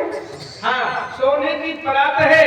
मंडप के नीचे जब बेटी और वर वधू के पैर पखारते हैं तो पहले पता परात चलती थी, अब तो थाली चल गई। अब थाली खत्म हो गई, अब तो एक इतनी सा मतलब कटोरी से पानी ले लो और ऐसे करना, ऐसे कर ले, बस हो गया। पहले हमने देखा कि परात रखी जाती थी, उसमें पाय पकड़ाई होती थी। तो जनक के यहाँ पकड़ाई हुई तो सोने की परात है, सोने की महाराज कलश है। अब आप देख लेना केवट के यहाँ बोले ना परात है ना कुछ है, तो फिर क्या है? बोले कठौता है। कठौता है, अच्छा कठौता है। तुलसीदास जी लिख रहे बोले शबरी के यहाँ, बोले शबरी के यहाँ कोई पात्र नहीं लिखा है, कोई पात्र नहीं है। केवट के यहाँ कठौता है, जनक जी के यहाँ परात है। तुलसीदास जी लिख रहे सादर जल्ले, सादर जल्ले लिखा है जरा, कहां से लिया कहां से आया पता ही नहीं, किसमें धोए। अपराध का कोई वहां पात्र का वर्णन नहीं लिखा है। बोले सादर जल्ले चरण पखारे, पुन सुंदर आसन बैठारे। शबरी ने देखा, एक संत से पूछा तो संत ने कहा बताए कि शबरी मैया बैठी थी, बाट जो रही थी भगवान कब आएंगे। भगवान आए, तो जैसे आए राम को देखकर शबरी ने आज अपना मस्तक प्रभु श्री राम जी के चरणों में रख दिया। बंधुओं, जैसे ही मस्तक श्री राम जी के चरणों में रख दिया, शबरी की आज प्रेमा भक्ति है। कौन सी भक्ति है? बोले ये प्रेमा भक्ति है। शबरी के आंखों से आंसुओं की अवल धारा लग गई। तुलसीदास जी बोले मैं भी वहां पहुंच गया। इतने आंसू निकले, इतने आंसू, प्रेमा रूपी भक्ति शबरी के आंखों से इतने आंसू निकले कि वहां पर न तो कोई कोई पात्र की जरूरत थी, न कोई जल की जरूरत थी।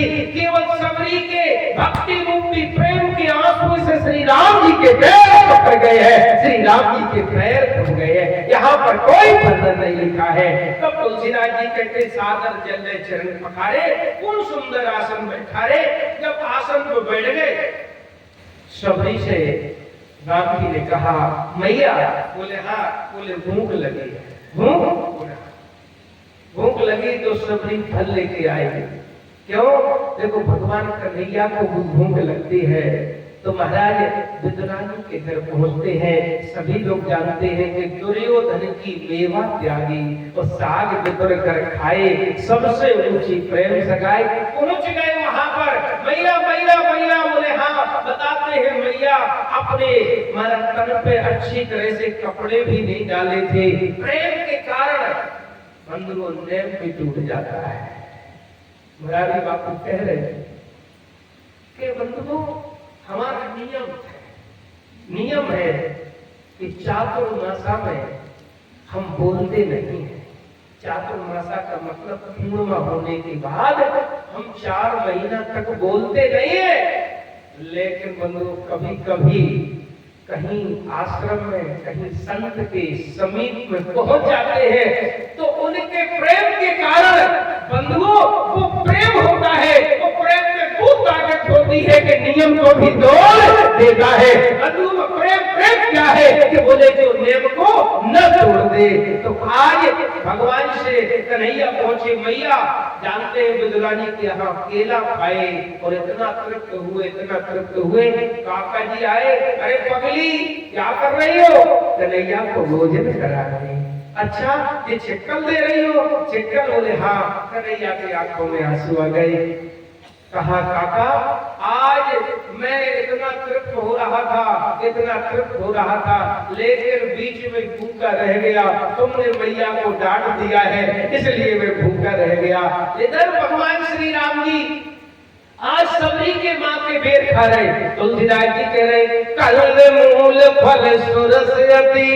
सुरस का मतलब इतने इनमें रस है, इतना रस है कि जिसका कोई वर्णन नहीं किया जा सकता है। अरे राम जी ने कहा अरे सबरी ये कैसा तूने बेर दे दिया? नहीं ए बेटा हम तो कल ही उस वृक्ष से लाए। नहीं ये तो खट्टा है। बोले हाँ। अब सबरी ने बढ़िया टोकरी में से फल निकाले और जैसे फल निकाले, फल बेर निकाले और सबरी ने जैसे ही अपने मुख से उसको टेस्ट किया तो टेस्ट करने के बाद बोले हाँ ये मीठा है, ये मीठा है। तो राम जी ने वो मीठा बेर को क्यों कह दिया खट्टा? इसलिए कह दिया था कि सबरी ने उसको टेस्ट करके नहीं दिया था, डायरेक्ट दे दिया था। भगवान ने सोचे ये भीलनी है, आदिवासी है और महादलित है, वो हमें इसके मुख से लगा हुआ हमें बेर खाना है, हमें इसके मुख से बेर खाना है। तो भगवान ने जबरदस्ती सबरी से कहा कि मैया ये खट्टा है। लेकिन सबरी ने जैसे ही उसको चखने के बाद कहा राघव इसको लीजिए। राम ने जैसे ही वो बेर खाया, आहा राम कहते मैया इसमें तो कुछ हमें दिखाई देता रस ही कोई अलग है, बहुत मीठा है माँ, बहुत मीठा है, बहुत मीठा है। ये भक्ति की पराकाष्ठा। बंधुओं जहाँ भक्ति होती है ध्यान करो, कामी क्रोधी लालची इनसे भक्ति न होए। तो भक्ति करे कोई सूरमा, जाति वरण कौल। जहां पर तुलसीदास जी कहते हैं देखो कथा तो बहुत करनी है, तो कल विश्राम दिवस है वो पता नहीं लगता है कथा के भाव में से बह जाते हैं। अब बताओ 4:30 बजने वाला है तो कथा में शुरू ही हुई। सबरी पे पहुंचे तो जल्दी नौदा भक्ति सभी लोग जानते हैं। आप कौन सी भक्ति में बैठे हो? बोले तुलसीदास जी कहते हैं आज सबरी भैया ने कहा प्रभु आप कैसे मिलते हो? कैसे मिलते हैं? बोले हाँ। बोले हम जिसके अंदर नौदा भक्ति हो हम उसको मिलते हैं। नौदा? बोले हाँ नौदा भक्ति है भगवान की। अच्छा नौदा भक्ति है? बोले हाँ। तो अब आप देखो कि भक्ति की परीक्षा में भगवान कहते हैं हमारे 9 प्रश्न हैं। भक्ति की परीक्षा में जो बेटी बच्चा पेपर देने जाते हैं तो 100 नंबर का पेपर होता है, तो कम से कम 100 में 50 तो आना चाहिए, तब पास हो गए। लेकिन ये 9 नंबर का पेपर है। भगवान श्री राम जी की भक्ति की क्लास के ये 9 नंबर का पेपर है। तो भगवान श्री राम जी क्या कहते हैं, हे सबरी, अरे 9 में गिनेंगे, अरे एक हो, अरे 9 में एक भी हो तो फिर हम उसका उद्धार कर देते हैं बंधु। अब कम से कम 9 में एक का तो प्रश्न तुम्हें हल करना ही पड़ेगा। प्रथम भगति संतन करी संगा, वो दूसरे रति मम कथा प्रसंगा, गुरु पद पंकज सेवा, तीसरी भगति अमान, वो चौथी भगति मम गुण गरे, तो करे कपट ध्यान रखना, कपट छोड़ के गाओ। और आज बोले आज सबसे ज्यादा कपट ही चल रहा है, सबसे ज्यादा कपट। मनी प्रेम बचने, अरे छाड़ चतुराई, तो होगा क्या, मन से वचन से चतुरता कपट छोड़ो। मन में बचने छाड़ चतुराई, तो भगत कृपा करी है रघुराई। बंधुओं आज से प्रैक्टिकल कर लो, हमारी माताएं तो किए हैं, आप लोग भी क्या कपट छोड़ो तो भगवान कृपा जल्दी करेंगे। एक बात बताएं आपको, एक बार एक किसान 1 लाख रुपए की भैंस लाया, कल महंगी चल रही है भैंस, तो जैसे घर में आई तो 6 लीटर दूध एक टाइम और 6 लीटर दूसरे सुबह शाम 12 लीटर दूध। तो पत्नी बोली सुनो जी, बोले क्या, कि दूध निकाल के मेरे पास लाना। बोले ठीक है।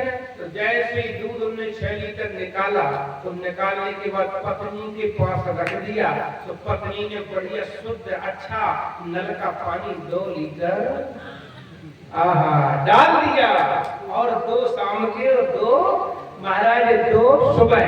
बोले सुनो, जितना 4 लीटर का पैसा आएगा जी हमें देना, 6 लीटर का आप अपना।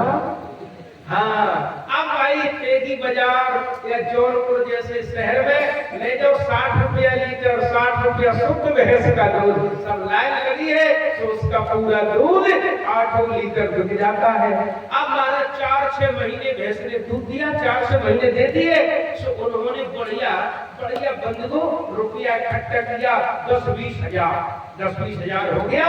और 10-20 हजार होने के बाद अपने मायके गई, मायके पहुंची, वो मायके में पहुंची, अम्मा से कहा, अम्मा बोले क्या है, बोले हमें बेसर बनवाना है। बोले बेसर, बोले कहां से रुपया आया, अरे हमारे दूध के जो दूध हमारे पति ने बेचा, तो हमने पानी डाल के इकट्ठा किया, 20 हजार हो गया। अच्छा, तो अम्मा आई कहां पर, बोले अम्मा आई विनोद सेठ की दुकान पर, विनोद सेठ की दुकान में आई। अम्मा बोले बेटा जी 20 रुपये 20 हजार की हमारी बिटिया की बेसर बना दी। बेसर तो बनती थी, तो बेसर विनोद सेठ ने बना दी। अब बेसर इतनी बड़ी होती है जलेबी जैसो आकार। अब कहने घूमे बढ़िया बेसर, 2-4 दिन अपने मायके में रही, ससुराल में पहुंच गई। ससुराल में अब नाक में पहरे, पूरे मोहल्ले में घूम रही। कहां से आई जी? अरे भतीजो बहु अम्मा ने दही, भतीजो बहु अम्मा ने दही है। अब चारों तरफ एक ही शोर, भतीजो बहु अम्मा ने दही है। लेकिन उसके बाद महाराज गंगा दशहरा, गंगा दशहरा पर सभी लोग स्नान करने जाते हैं, तो पूरे गांव के लोग गए, तो वो पति और पत्नी गए, दोनों लोग। अब बेसर पहने, अब सब लोग अंदर घुस गए, कर रहे थे हर हर गंगे, हर हर गंगे। तो पति बोलो अंदर न जाइयो, चली जाओ। तो भाई नहाने लगी, तो जब नहाने लगाई तो डुबकी लगाई, हर हर गंगे, हर हर गंगे, 2-4 डुबकी लगाई। तो मछली देख रही थी अंदर, ये लाल लाल क्या चमक रहा है, मछली ने देखा कि हमें दिखाई देता किसी दुकानदार के साथ में मिठाई लेके आया, तो मछली ने एक झटका दिया और झटका दिया कि जलेबी है, सो नाक की जो हमारा नथनी थी वो चली गई। जब चली गई, अब निकली चिल्लाने लगी, पति से बोली नथनी चली गई, नथनी चली गई। पति बोले चुपचाप हल्ला मत करो। बोले क्यों? कि पानी को पैसा, पानी का नाक कटी, नाक कटी बेईमानी है। विचार करो, चाहे आप हो तो चाहे हम हो, अगर गलत करेंगे तो ये धर्म रुकने वाला नहीं है। तुलसीदास जी कह रहे राहों में महाराज राम विमुखे संपत्ति प्रभुताई। ध्यान कर लेना, ये मेरी बात नहीं है, ये हनुमान जी संत है, रावण को फिर लंका में ले रहे थे। तुम्हारी सोने की लंका भले ही हो, लेकिन मेरी बात सुन लो। राम विमुखे, तेरी सोने की दीवार है, स्टोर रूम है, बैठक है, आदान महाराज किचन है, बाथरूम है, घुड़सवार है, सैन्यागार है, शस्त्रागार है, सैन्यागार, सब कुछ सोने का है। लेकिन सुनो मेरी दसानंद, राम विमुखे संपत्ति प्रभुताई, वो जाए रही। बोले कैसे? हमने प्राप्त तो की है, लेकिन पाई वे एक एक करके साथ जा रही है। कहीं बोले वकील के यहाँ, कहीं पुलिस वालों के यहाँ, कहीं महाराज डॉक्टर के यहाँ, ऐसी पूरी संपत्ति। वो अगर कहीं लड़का सीख गया ड्रिंक तो फिर महाराज कहाँ? बोले शराब के ठेका पे। अगर चिलम सीख गया तो फिर गांजा वाले के पास। तो इसमें सीख गया तो समझो पूरा साफ ही मैदान है। बोल राजा रामचंद्र महाराज की। हाँ, तो आए जो मैं कहने जा रहा था आपके बीच में, सबरी को नौ का उपदेश है, 9 भक्तियों को उपदेश दिया। उपदेश देने के बाद गुरु की सेवा कैसे करो? बोले महाराज गुरुपद पंकज सेवा, ये है क्या? तीसरी भगत प्रमाण। अगर आपने अपने जीवन में गुरु बनाया तो गुरु की सेवा करो। लेकिन आजकल तो लोगों को गुरु को देखकर बुखार आने लगा है, मलेरिया कुछ आ जाता है। अगर गुरु इस रास्ते से आ रहे हैं, कौन झुकेगा? बगल रास्ते काट देते हैं। ये भाव हो गया। क्यों? गली गली में गुरु फिरे, मंत्र हमारो ले आओ, उस स्वर्ग जाओ चाहे नरक जाओ, हमें रुपया दे। लेकिन गुरु के प्रति ये भाव होना चाहिए। गुरु विष्णु ब्रह्मा, गुरु विष्णु, गुरुदेव महेश्वरा, गुरु साक्षात परब्रह्म तस्मै श्री गुरुवे नमः। क्यों? गुरु भगवान से भी श्रेष्ठ होते हैं बंधुओं, क्यों? सदमार्ग बताते हैं। और गुरु अगर जीवन में है तो निष्ठा से बंधुओं, कुल मिला के 9 में जिनके एक होई, नारी पुरुष ससुराचार कोई। तुलसीदास जी कह रहे सोई अतिशय प्रिय भामिनी मोरे, तो सकल प्रकार भगति दिले थोरे। अब सबरी ने कहा प्रभु कैसे घूम रहे हो? बोले सीता जी की खोज करने के लिए। सीता जी बोले हाँ। अब बताओ, श्री राम जी को पता था? किसने बता दिया था? उसने तुम्हारे जटायु ने कह दिया था दक्षिण दिशा के लिए गई है। फिर भी राम जी पूछ रहे सबरी से कि अगर सीता को देखा हो तो बताओ। तो सीता जी के लिए संदेश क्या सबरी मैया दे रही है? बोले पंपास जाहो रघुराई, तहाँ हुई है सुग्रीवो मिताई, सो सीता कर खोजे करई है, वो जहाँ तामर कट कोट पठई है। वो जाओ बारा दक्षिण दिशा में पंपा सरोवर पे, बारा वहां पर बंदरों के राजा सुग्रीव है, उनसे मित्रता करो तो सीता का पता लग जाएगा। राम जी लक्ष्मण जी जा रहे थे, तुलसीदास जी लिख रहे हैं आज हमारा ऋषमुख पर्वत पर। ऋषमुख पर्वत में कौन रहता है? वाली। किसके कारण? भय के कारण, भय के कारण रहता है। बाली हनुमान जी अंगद के समेत रहता है, लेकिन तुलसीदास जी लिख रहे हैं श्री राम जी विष्णु पर्वत के नीचे चल रहे थे। जब चल रहे थे अब क्या किया है राम जी ने, मारा आगे चले बहुरे रघुराया विष्णु के पर्वत निराया। आगे चले जैसे ही पास में विष्णु पर्वत है, तारा सहित तारे सजबो सहित सुग्रीवा आवत दे अतुल बल सीवा। सुग्रीव ने ऊपर से जैसे ही देखे दो राजकुमार बलवान पुरुष आ रहे हैं, इनकी भुजाओं का बल बहुत दिखाई दे रहा है। अब सभी कहे सुन हनुमाना, अब डर गया। तो डरने के बाद घबरा गया, हे हनुमान, हाँ महाराज बताइए। बोले जाओ, ये दोनों पुरुष दिखाई दे रहे हैं, मुझे तो लगता है एक गौरवर्ण है एक श्यामवर्ण है, कहीं बाली के भेजे हुए दूत तो नहीं है। बाली कुछ भी कर सकता है मेरे मर्डर करवाने के लिए, तो हमें तो दिखाई देता है कि ये बाली के भेजे हुए दूत हैं। इसलिए तुम पहले इनको देखो, अगर बाली के भेजे हुए दूत हो तो फिर हमें बता देना। तो हनुमान जी बोले तुम क्या करोगे? बोले हम। बोले हाँ। बोले हम यहाँ से भागना प्रारंभ कर देंगे। रामचरितमानस में सबसे डरपोक अगर कोई था तो कौन था? सुग्रीव। बोले हम भागना शुरू कर देंगे। तुलसीदास जी कहते हैं आहा हनुमान जी महाराज देखो, आज ब्राह्मण के प्रति विश्वास है, क्योंकि ब्राह्मण समाज में किसी का भी अकल्याण नहीं सोचता है। आप देख लेना, पांडवों ने वनवास काटा तो ब्राह्मणों का रूप धारण किया।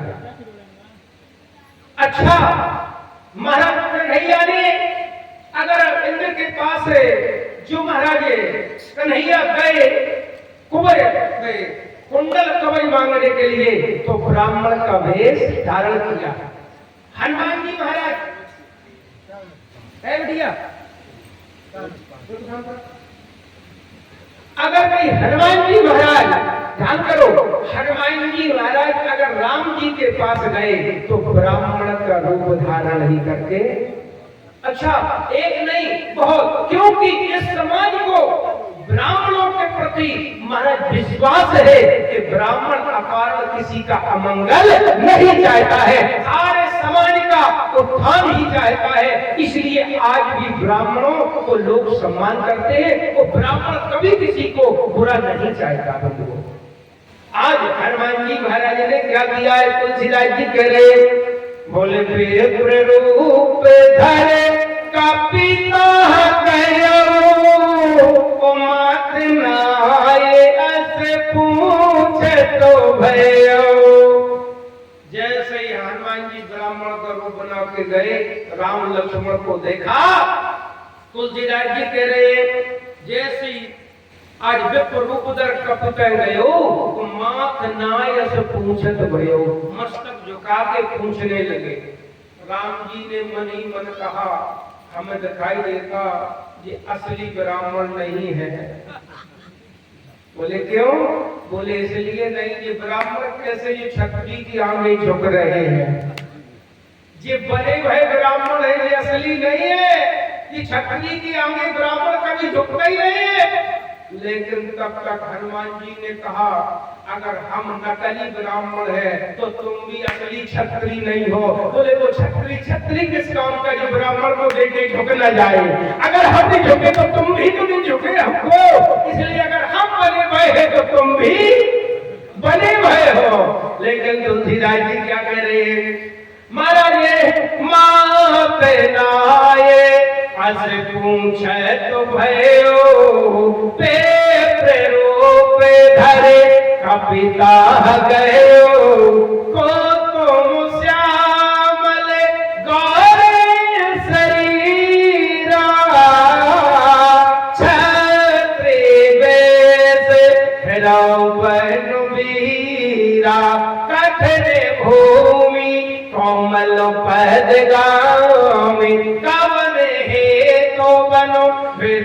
जगत स्वामी मैं बोले मनोहर सुंदरी गाता साहस दुसे बने आतप बाता की तुम तीन देव माह को नर नारायण की तुम दो जग कारण कारण भाव भंजन धरनी भार की तुम अखिल भुवन पति लीन मनु देवता। भगवान हनुमान जी ने कहा ऐसी चमचमाती हुई चमकती हुई दोपहरी में निरावरण दोपहर आप घूम रहे हैं, आप कौन है? क्षत्रिय है क्या? भगवान बोले नहीं क्षत्रिय नहीं है। अच्छा क्षत्रिय नहीं हो तो नर नारायण हो? बोले नर नारायण भी नहीं है। अच्छा तो ब्रह्मा विष्णु हो? बोले ब्रह्मा विष्णु महेश भी नहीं है। न नर नारायण हो, न दो हो, न तीन हो, ब्रह्मा विष्णु बोले नहीं है। दो नर नारायण बोले नहीं है। तो फिर बोले एक जग कारण तारण हो, जिस सारी पृथ्वी को महाराज तारने के लिए ये आप ही का जन्म हुआ, एक हो।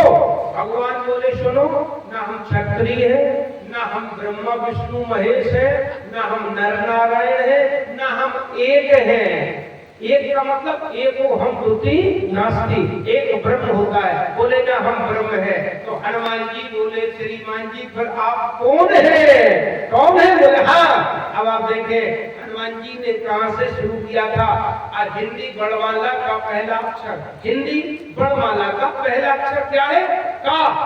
का माने कबूतर होता है। छोटे छोटे बच्चे पढ़ते हैं तो मास्टर क्या पढ़ाते? का माने कबूतर। अच्छा का माने क्या होता है? बोले का माने ब्रह्म होता है। का माने ब्रह्म होता है। तो हनुमान जी ने इससे शुरू किया था, का से को तुम श्यामल गौर शरीरा। अब राम जी क्या कह रहे हैं? राम जी कह रहे हैं महाराज श्री राम जी ने जैसे कहा, श्री राम जी कह रहे हनुमान जी बोले हाँ कौशले दशरथ के जाए हम पीतु बचले मान बनवाए। जो ब्रह्म होता है वो अजन्मा होता है, सर्वशक्तिमान होता है, सर्वज्ञ होता है।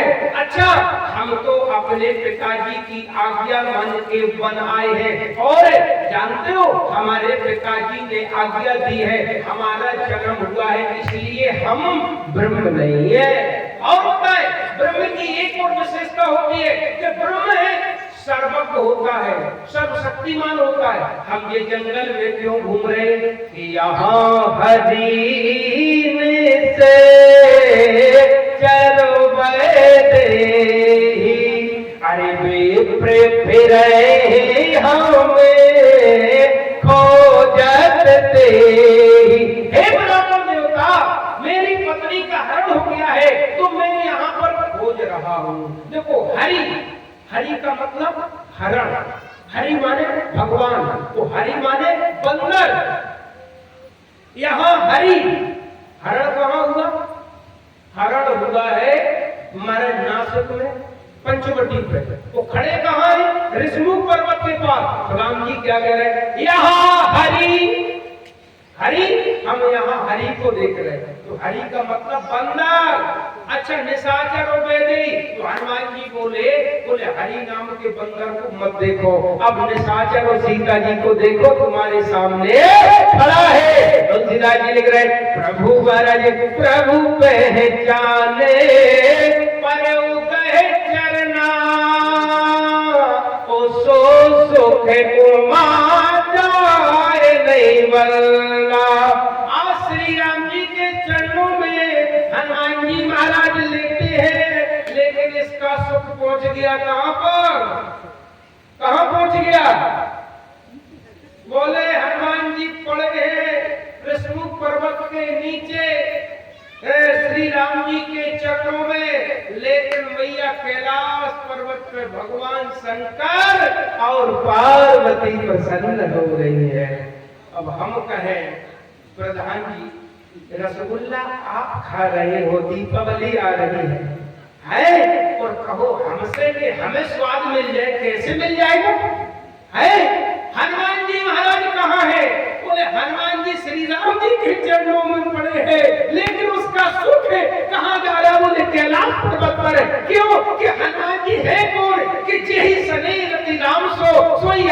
सुचार रुद्र दे तजने बस शंकर भरे हनुमान। शंकर जी 11वें रुद्र ही हनुमान जी है।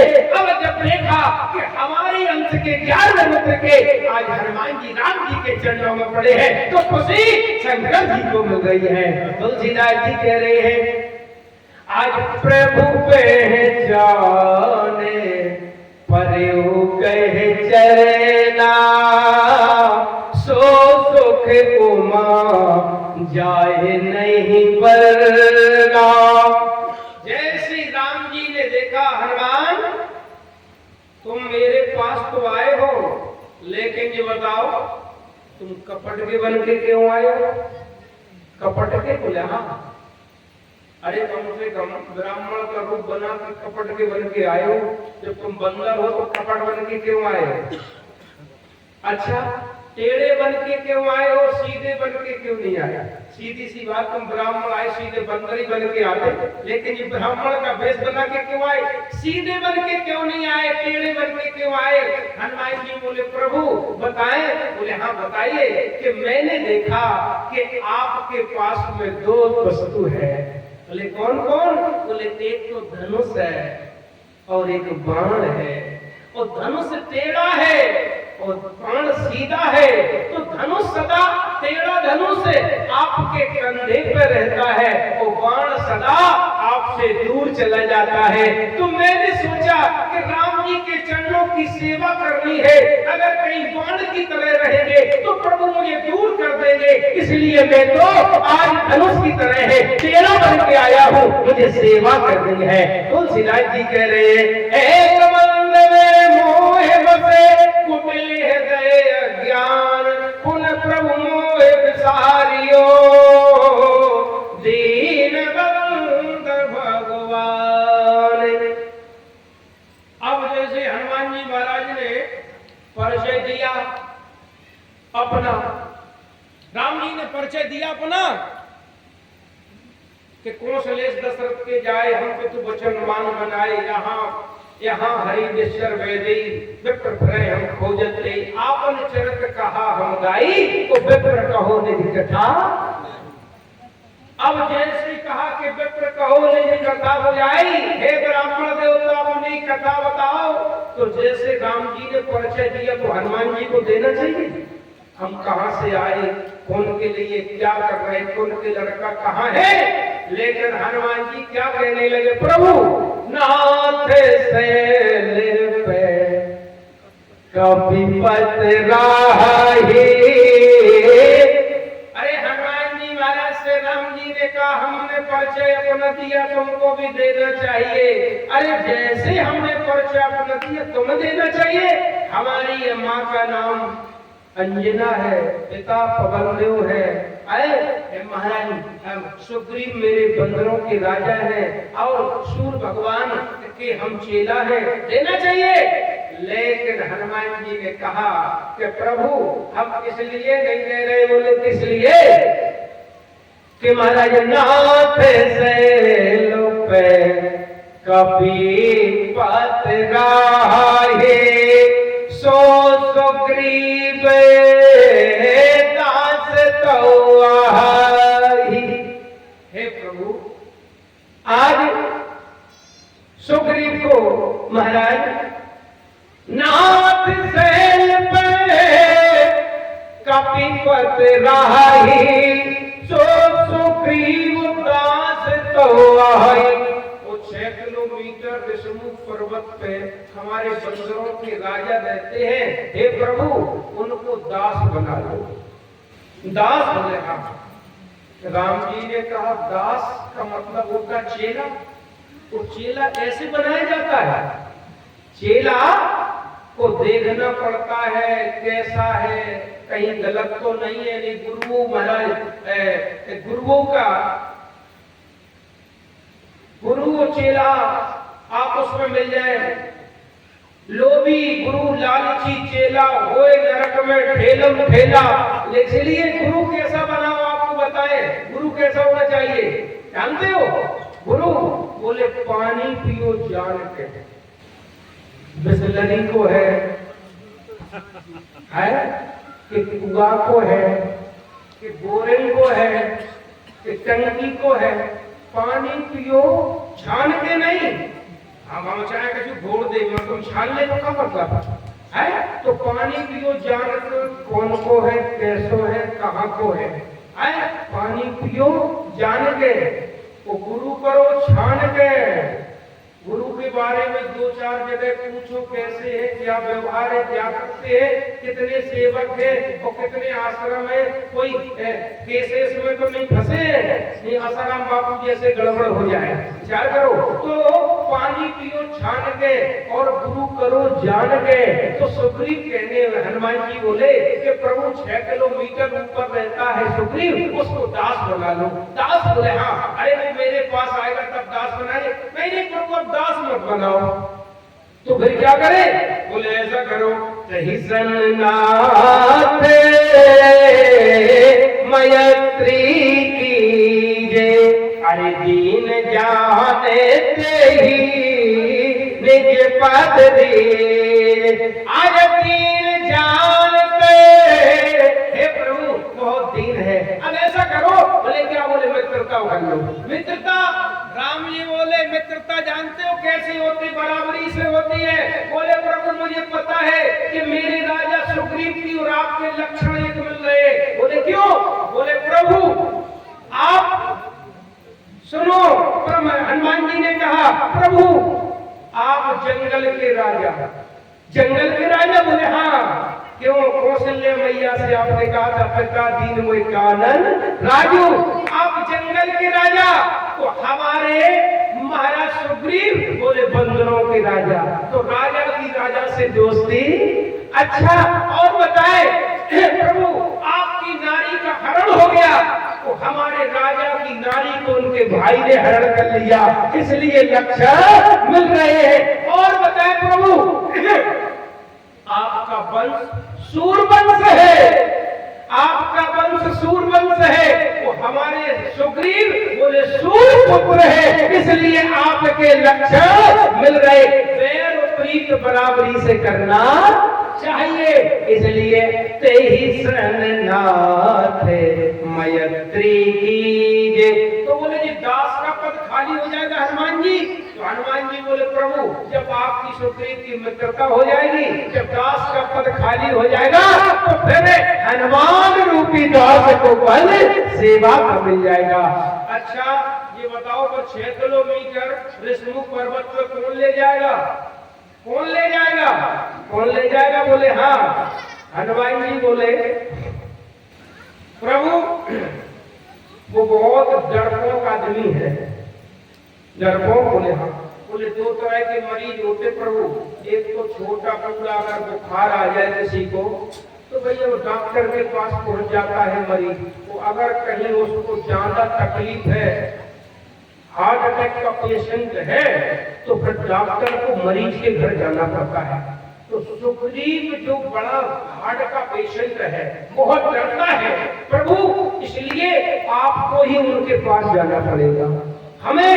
हाँ फिर ये बताओ हम जाएंगे तो फिर कैसे जाएंगे? हनुमान जी बोले उसके लिए हम बने हैं, आओ मेरे पीठी पर बैठ जाओ।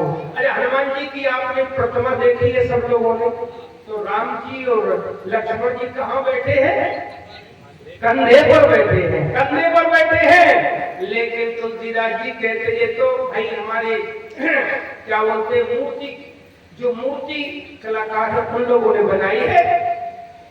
लेकिन तुलसीदास जी ने श्री राम जी को और लक्ष्मण जी को कहाँ बैठाया? पीठ पर बैठाया। हमारे प्रधान जी की विराजमान है तो भैया पूरी रामचरितमानस को जानते हैं। बोलिए राजा रामचंद्र महाराज की, शंकर भगवान की। आओ तो मैं कहने जा रहे, जैसे कहा कि भाई कौन ले जाएगा? हनुमान जी ने कहा कि प्रभु हम ले जाएंगे। अरे आप ले जाओगे? बोले हाँ। बोले अभी हमारा परिचय दे रहे थे। बोले क्या? कि जग कारण तारम भव भय जन धरे भार, ही तुम अखिल भुवन पति लीन मनोजे अवतार। 14 भुवनों का भार मेरे ऊपर है,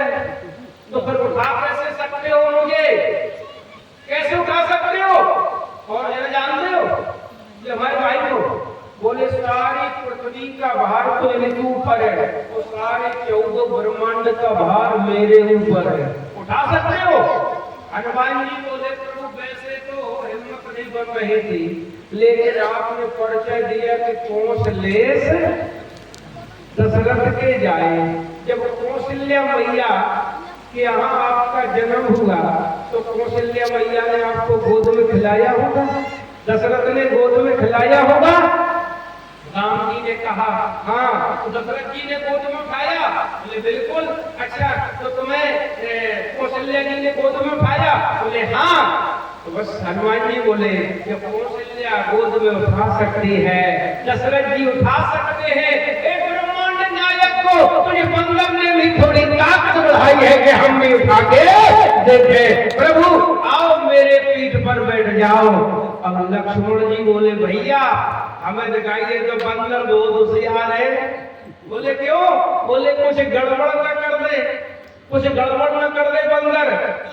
ये तो पवन के पुत्र है, पवन की तरह हवा की तरह वेग से चलेंगे, और अपन लोग पीठ पे बैठे हैं तो कहीं झटका लग गया, कहीं गिर गए तो फिर क्या होगा? ऊपर से नीचे तक 6 किलोमीटर का रेंज है, तो क्या करें? राम जी बोले अगर कहीं बंदर गड़बड़ करे तो फिर ऐसा कर लेना, सिर पकड़ लेना, तीनों लोग साथ में आएंगे।